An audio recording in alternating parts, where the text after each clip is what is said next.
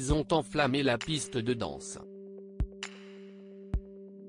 Vendredi 16 juillet, Gaël Monfils a épousé en Suisse la tenniswoman Elina Svitolina au cours d'une cérémonie célébrée en grande pompe. Après avoir échangé leurs vœux, les jeunes mariés ont fait la fête comme il se doit avec de nombreux invités, comme Tony Parker mais aussi Matt Pokora.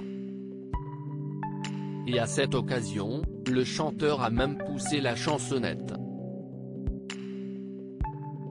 Dans une story Instagram dévoilée par Christina Milian, on entend l'artiste interpréter certains de ses tubes dont Les Planètes, avant de céder le micro à sa belle.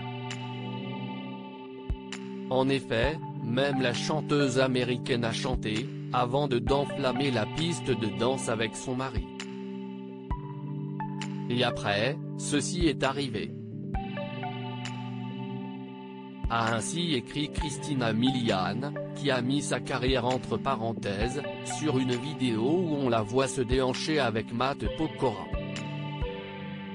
Sublime dans une robe bleue, assortie au costume de son mari, la star américaine était rayonnante, quelques mois après avoir donné naissance à son troisième enfant, un petit garçon prénommé Kenna, qui suit de près d'un an son frère Isaiah.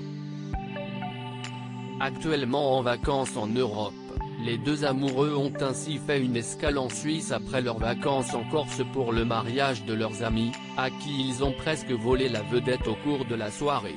Quel projet pour la rentrée pour le couple?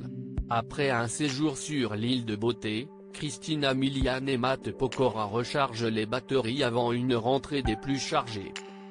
Si la nouvelle comédie romantique de la chanteuse, intitulée L'amour complexe, sera disponible sur Netflix le 29 juillet prochain, Matt Pokora lui, fera ses premiers pas sur les planches. Du 17 septembre au 10 octobre 2021, le chanteur donnera en effet la réplique à Philippe Lelouch dans la pièce Les Grandes Ambitions au Théâtre de la Madeleine.